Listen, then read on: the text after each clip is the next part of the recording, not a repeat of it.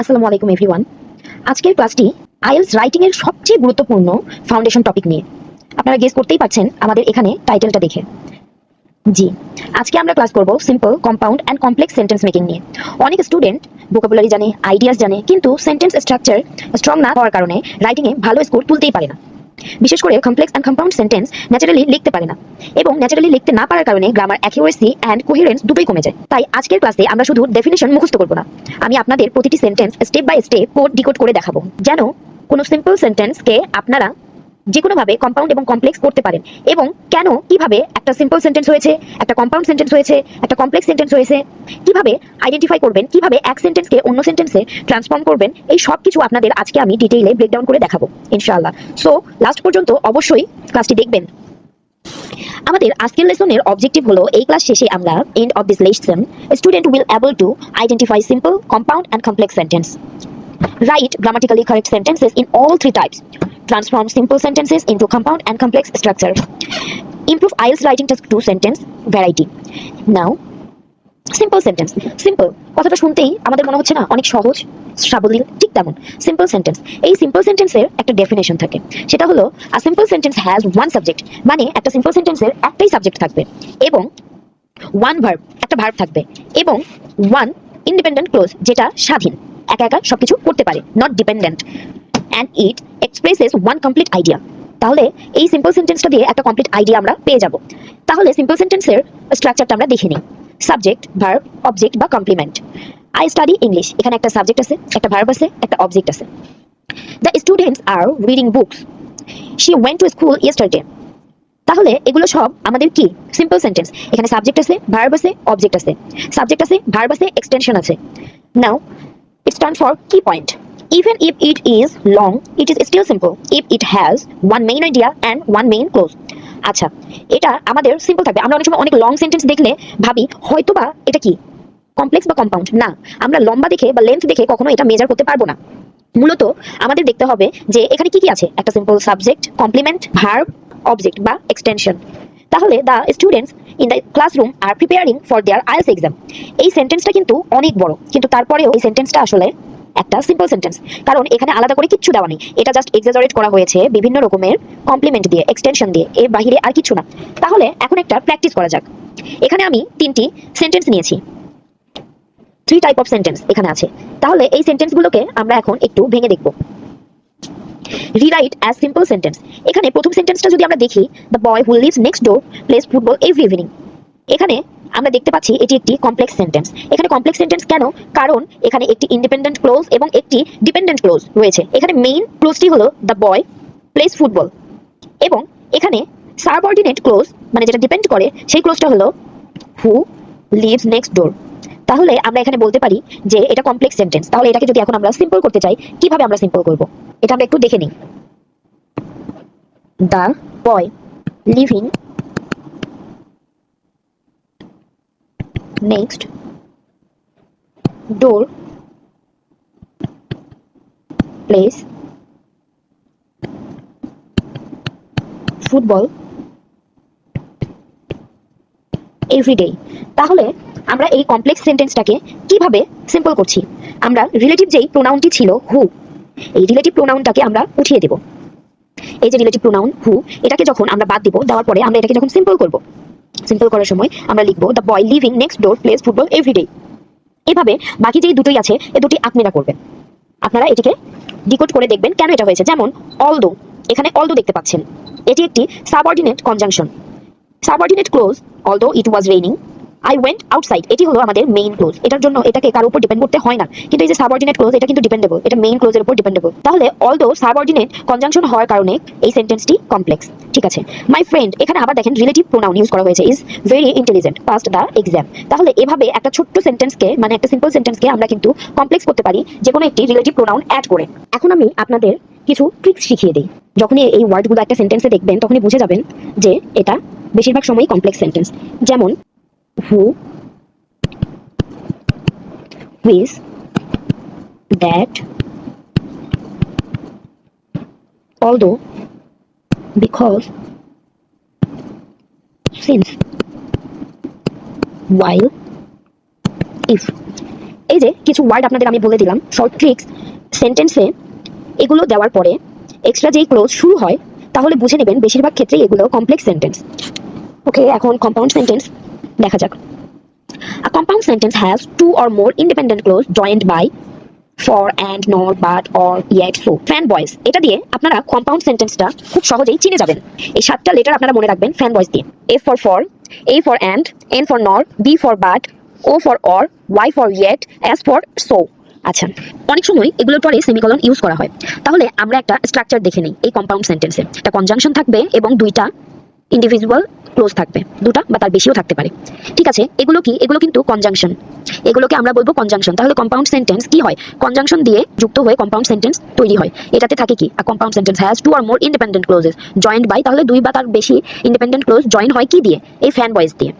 I wanted to go out but it started raining, মানে বাইরে যেতে চেয়েছিল কিন্তু বৃষ্টি শুরু হয়েছে। এখানে এই যে বাট কনজাংশন, কনজাংশন দিয়ে দুইটা ইন্ডিপেন্ডেন্ট ক্লোজকে কি করা হয়েছে? এক করা হয়েছে। তাহলে আমরা কিন্তু কম্পাউন্ড সেন্টেন্সটা খুব সহজেই চিনে গেলাম।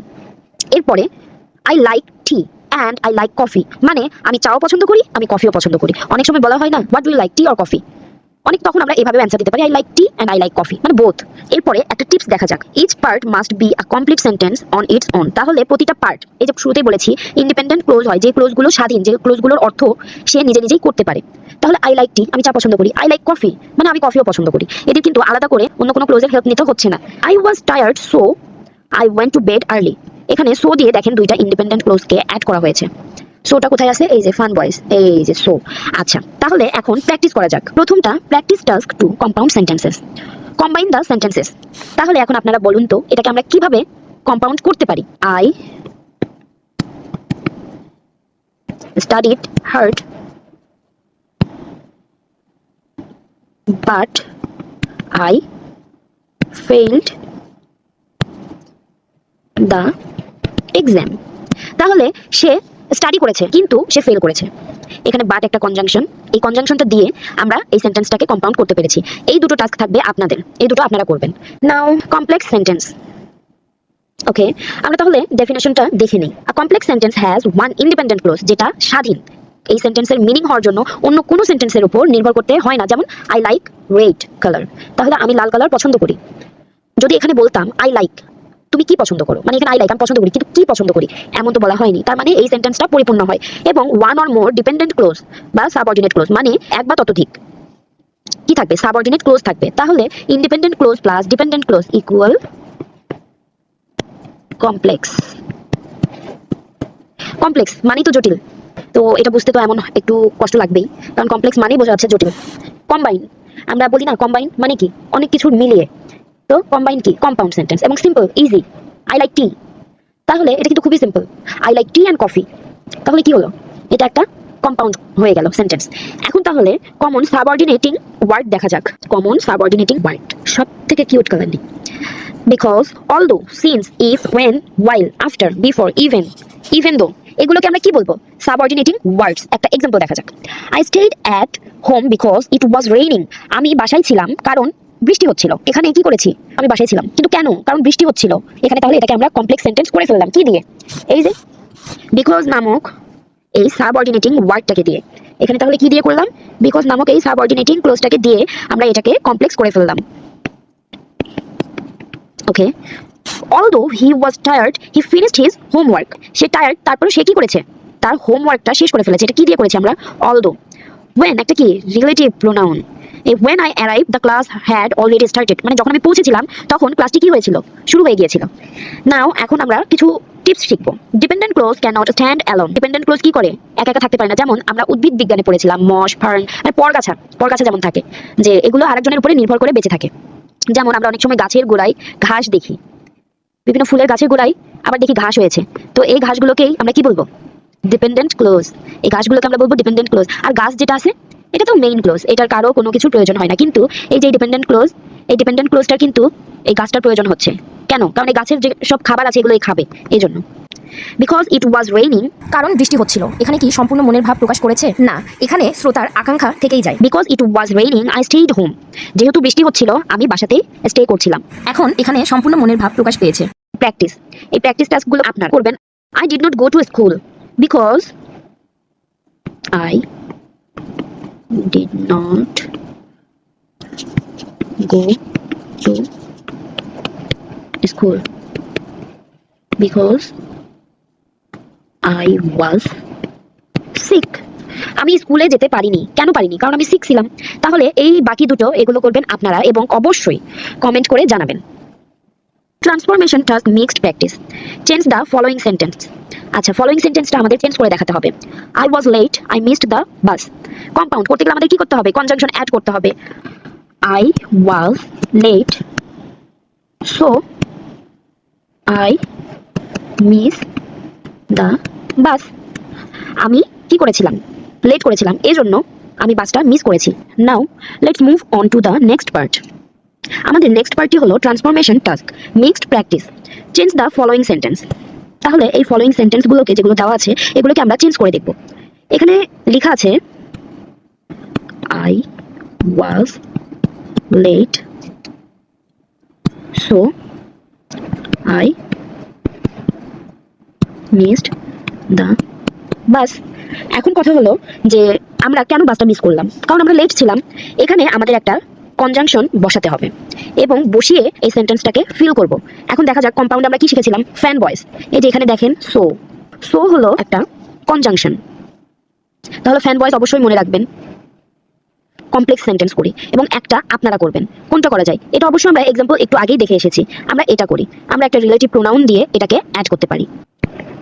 The man is my uncle who, একটা relative pronoun, who lives in London। তাহলে মানুষটি যে আমার আঙ্কেল সে কোথায় থাকে? লন্ডনে থাকে। এটা আমরা আরেকটু বেটার ওয়েতে লিখতে পারি। The man who lives in London is my uncle. IELTS writing improvement tips. In IELTS writing task 2, strong essays use a mix of sentence types. Simple, that means clarity. Simple sentence shows clarity. Compound, balanced idea. Complex, academic, sophistication. এভাবে যদি আপনারা পড়েন আপনাদের writing এ আর কোনো ভয় থাকবে না। আমরা এখানে কি বুঝেছি? যেটা সিম্পল সেটা এক কথায় উত্তর দেবে, এখানে কোনো প্যাচ নেই। যেটা কম্পাউন্ড এটা মিশ্র একটা প্রতিক্রিয়া, এটা মিক্সড একটা অ্যান্সার পাবো। এবং যেটা কমপ্লেক্স এটা জটিল, এটা নিয়ে আমাদের ভাবতে হবে এমন। Example, improve paragraphs. Basic, I like technology, I like technology, it is useful, it helps student. তাহলে আপনি রাইটিং এ মনে করেন লিখলেন এটা যে I like technology, it is helpful, it helps student. এখানে আমরা তাহলে এটা বলতে পারি ইমপ্রুভ করে আই লাইক টেকনোলজি বিকজ একটা কমপ্লেক্স বানালাম, it is highly useful and it helps student learn more effectively. তাহলে আমরা কি করেছি? একবার বিকজ দিয়ে কমপ্লেক্স বানিয়েছি এবং অ্যান্ড দিয়ে কম্পাউন্ড করেছি এবং এই সেন্টেন্সটা এখন শুনতে খুব ভালো লাগছে এবং এক্সামিনারের কাছে মনে হবে যে এখানে কোহেশন, কোহেরেন্স এবং লেক্সিক্যাল রিসোর্সের কোনো অভাব নেই। Summary table, type, structure, use. Simple, one clause, clear idea. Compound, two independent clauses and connecting equal idea. Complex, one independent plus dependent plus explaining reasons, time, condition. মানে complex মানে এখানে অনেক কিছু থাকবে। হোমওয়ার্ক, এটা আপনাদের অবশ্যই কি করতে হবে? বাসায় প্র্যাকটিস করতে হবে। আপনাদের জন্য এখন আমি যে টাস্কটা রাখছি সেটা হলো write a short paragraph 80 to 100 words about the important of education. Requirement হলো দুইটা সিম্পল সেন্টেন্স, দুটো compound sentences and 2 complex sentences. এইটা লেখার জন্য রিকোয়ারমেন্ট আছে, তা হলো 2 simple sentences, 2 compound sentences and 2 complex sentences. Extra challenge advance স্টুডেন্টদের জন্য, যেন একটা স্টুডেন্ট অ্যাডভান্স হতে পারে। কিভাবে অ্যাডভান্স হবেন আপনার অন্য আর 10 জনের থেকে? যখন আপনার মধ্যে একটা আলাদা গুণ থাকবে যা ওই 10 জনের মধ্যে নেই। Rewrite the paragraph using all 3 sentence type. Education is important, it helps people get jobs, people study hard, they succeed in life. আজকের এই লেকচারের ইম্পর্টেন্ট পার্ট হলো এইটুকু। এই এতটুকু পার্ট হলো সম্পূর্ণ লেকচারের সামারি। আপনারা যারা সম্পূর্ণ লেকচারটি দেখেছেন তাদের জন্য আমি বলবো এতটুকু পেজ স্ক্রিনশট দিয়ে রাখবেন, কারণ আপনারা যখনই সিম্পল, কমপ্লেক্স, কম্পাউন্ড সেন্টেন্স নিয়ে সমস্যায় পড়বেন এই এতটুকু স্ক্রিনশটই আপনাদের জন্য যথেষ্ট। এই পুরো ক্লাসটা যদি মনোযোগ দিয়ে করে থাকেন তাহলে এই সম্পূর্ণ ক্লাসের সামারিটা হলো আমাদের এই এতটুকু পোর্শন। তবে যারা এই পুরো লেকচারটি মনোযোগ সহকারে দেখেননি তাদের জন্য এই এতটুকু স্ক্রিনশট কোনো কাজে আসবে না। In this today's class we learn how simple, complex and compound sentences actually work in real writing. আমাদের রিয়েল রাইটিং এ এই সিম্পল, কমপ্লেক্স এবং কম্পাউন্ড সেন্টেন্স কিভাবে কাজ করে তা আমরা বুঝতে পারলাম। We did not just memorise rules, we broke each sentence down step by step to understand the structure clearly. তাহলে ক্লিয়ারলি বোঝার জন্য আমরা কি করেছি? প্রতিটি সেন্টেন্সকে ডিকোড করেছি এবং এরপরে আমরা সেন্টেন্সগুলো বুঝেছি। Once your sentence structure becomes strong, your IELTS writing becomes more natural, organized and band friendly. Remember, advanced writing is not about using difficult words only. It is about writing clear, accurate and well-structured sentence confidently.